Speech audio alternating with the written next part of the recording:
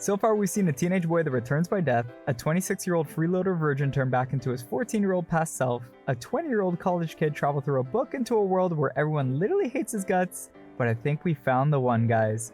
The irrefutable, #1 most horny, out of place, weird as hell isekai main character, Rudeus Greyrat. Moshoku Tensei came out of nowhere to become one of the most talked about anime of the year, for better or worse, but it's been an incredible ride, no pun intended. They brought awesome visuals, interesting and problematic characters, looking at you, Paul, and so many horny weebs. Moshoku Tensei is one of our favorite anime of this year, so you know we had to bring you the top 10 things you might have missed from Moshoku Tensei Season 1. Coming in at number 10, we've already met the Fangs of the Black Wolf. In the 6th episode of the series, Jelaine talked about her days with the Fangs of the Black Wolf. It was the adventurer party led by Paul and including Rudeus' mother, Zenith. While Jelaine was talking about it, we could see silhouettes of the members of the party, and it's pretty clear that the 3 members in the front are none other than Paul, Zenith, and Jelaine, but the 3 in the back are unknown, or so we thought until we looked back and realized that they already made an appearance. In the 11th episode, while Roxy was trying to look for clues to where Rudy could be, we saw her interacting with a dwarf-like man and a tall elf, almost identically fitting the silhouettes of the figures. The thief is the only one we've yet to find, but he wouldn't exactly be a good thief if we could, right? Comment below if you think you might have spotted him. Number 9. A Secret Identity? Kishirika Kishirisu. In the 8th episode of the show, we saw a strange little girl who called herself Kishirika Kishirisu. This was her only appearance in Season 1, tagging along with a mysterious man who was seen communicating with the Red Dragon. Only having one appearance in a season is always a bit of a red flag in the anime world, but what was even more interesting was how she spoke. She addressed herself in the plural form and referred to herself as we, and that they are the great emperor of the demon world. This language makes us think that it's very possible that she could hold 2 souls in her body. If you take a look at her eyes, you can clearly see that she has 2 different eye colors in both eyes. This could very well be a case of heterochromia, but paired up with the language she's used, it could very well be likely that she's hosting 2 separate identities. I mean, even the name sounds like a set of names made for twins, right?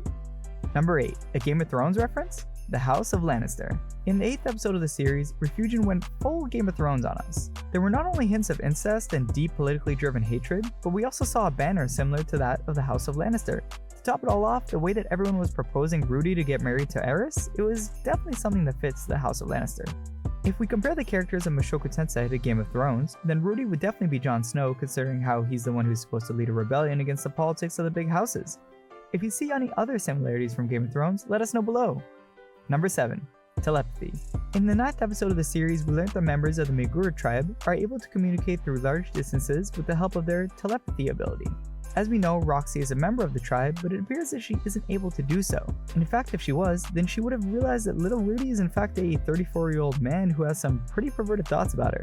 It isn't quite clear why she's unable to do so despite being extremely proficient at magic skills, unlike most of her other clanmates, but it works out pretty well for the storyline.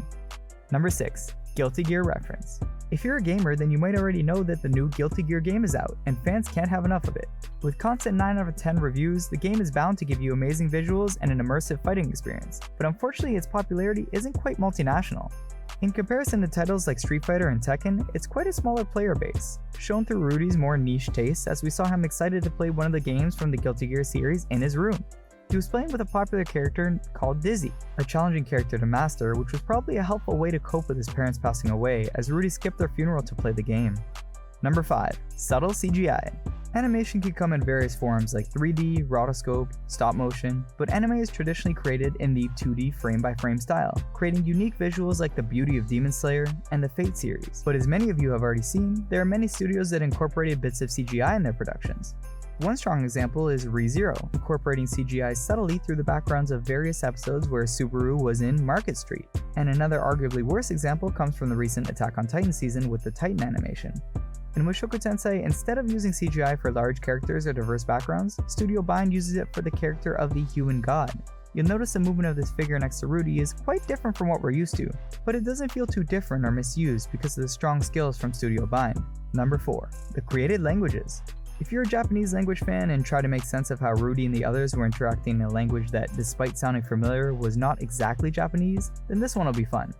Studio Bind pushed the limits to ensure that the world of Moshoku Tensei is filled with rich details as shown through the creation of multiple different languages. Demon God language and Beast God language are 2 that we've already seen in the series, and it won't be surprising to see another entry to make its appearance next season, the Battle God language.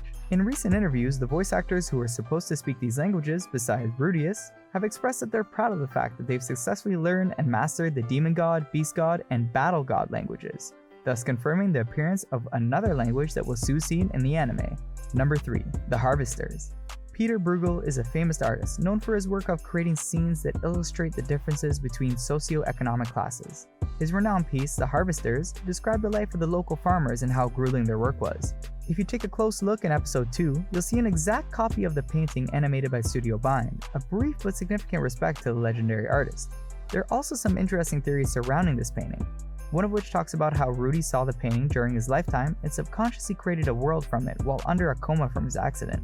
A more realistic explanation is likely that the writer, illustrator, or animation lead may have wanted to pay homage through this piece. We can also see incredible attention to detail throughout this world, as writing slopes and wooden basins have defining characteristics that emphasize the references to medieval history. Number 2. It's a time skip.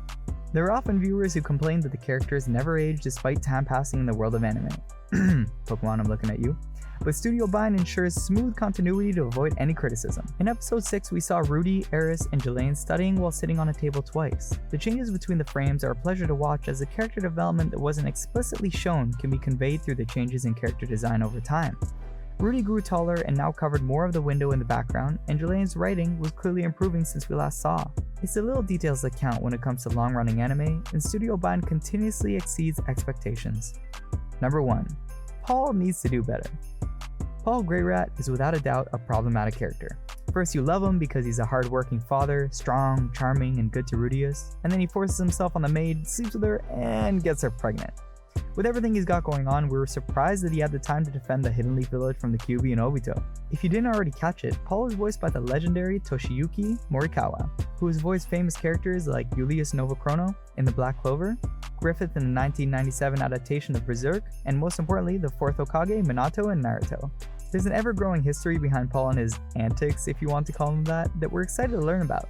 But if he ever hopes to reach the same level of connection as the Hokage and his son, there's going to be a lot of work to do next season. Until then, we hope you enjoyed this video. We post weekly things you missed every Thursday, so don't forget to check out our past videos on Jujutsu Kaisen, Demon Slayer, and many more. Make sure to toss us a comment below if you want us to do a specific anime show or movie for the next Things You Missed series. We'll see you all next week. Peace!